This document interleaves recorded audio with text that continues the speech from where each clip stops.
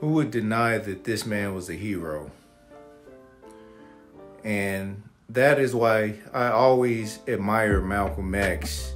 He was the prime example of an intellect who earlier in his life went the wrong way, but he was a street guy. He was a hustler. He was just super intelligent, and he needed to be in the right environment, an environment that nurtured his genius and developed him into the man that he became.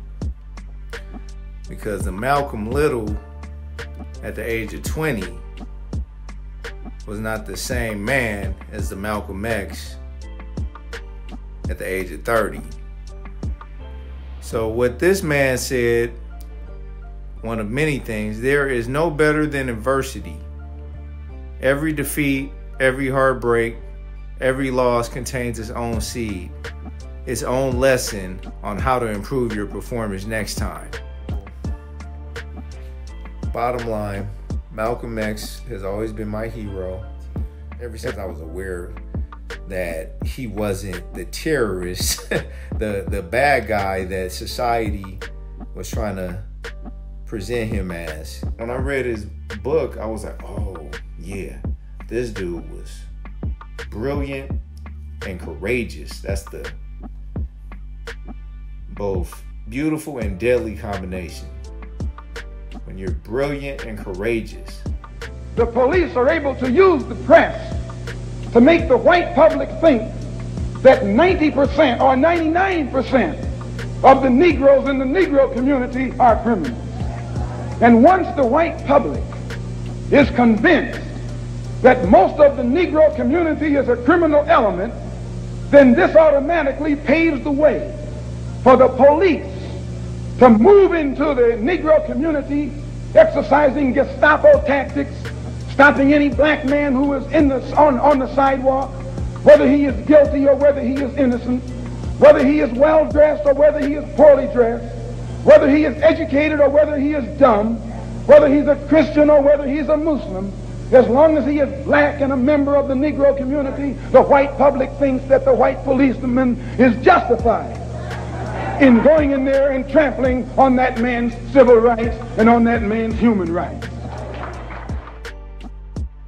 Let's talk about Tupac. That's why he shot those two cops in Atlanta and got off. Because he saw an injustice and they didn't identify themselves. So he saw an injustice and he was like, yo, I can't let this slide. So yeah, you can call him stupid, you can call him crazy. Some people just call him a hero. I mean, it sounds like a motion picture, but it was real. For those of people that don't know about the Black Panthers were a militant black organization from the 60s that was handling their business in a major way. And it was a major thing. I mean, how has that affected you in terms of, it's made it to where, as I know, the police know who I am, the FBI, they already been all through my family, all through my house, all that.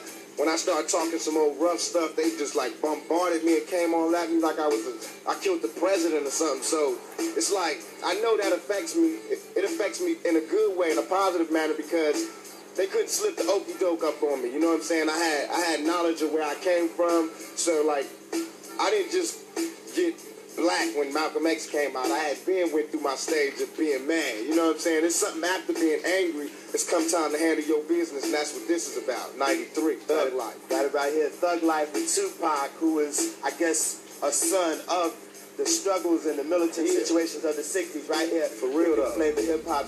But yeah, Tupac, definitely a hero. Do you disagree? All right, next up, and I'm not going to go over all of them, but as I mentioned, Muhammad Ali.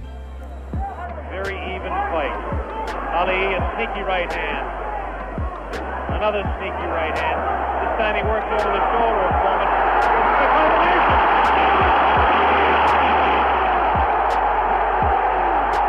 3, 4, 5, 6.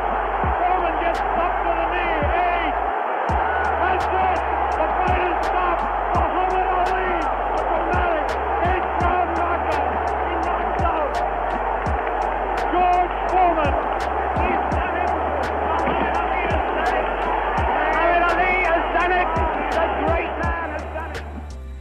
Muhammad Ali, he called himself the greatest. He proved it, in my opinion, he proved he was the greatest.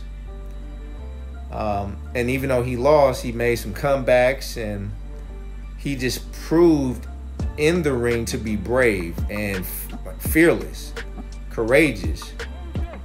All of my critics, I told you all that I was the greatest of all times when I beat Sonny Liston. I told you today I'm still the greatest of all times.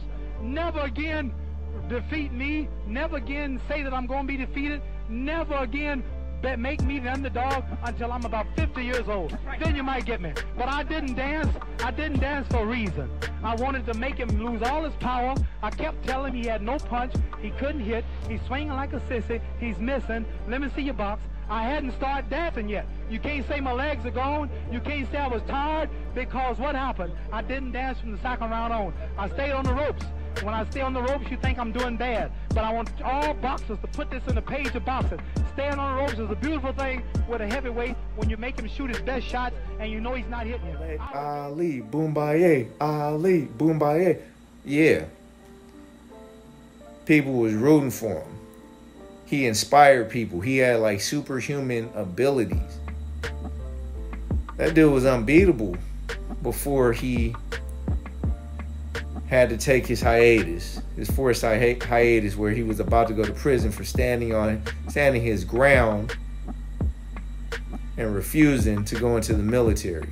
I will say here boldly now on television, no, I will not go 10,000 miles from here to help murder and kill another poor people simply to continue the domination of white slave masters.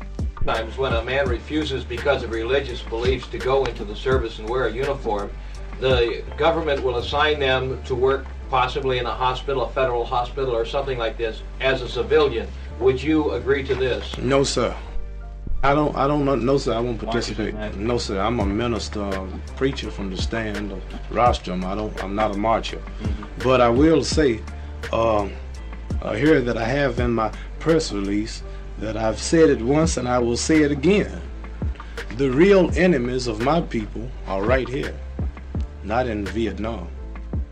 And what it takes to be a hero, it's not just a mythological thing. It's not just a fantasy or sci-fi thing.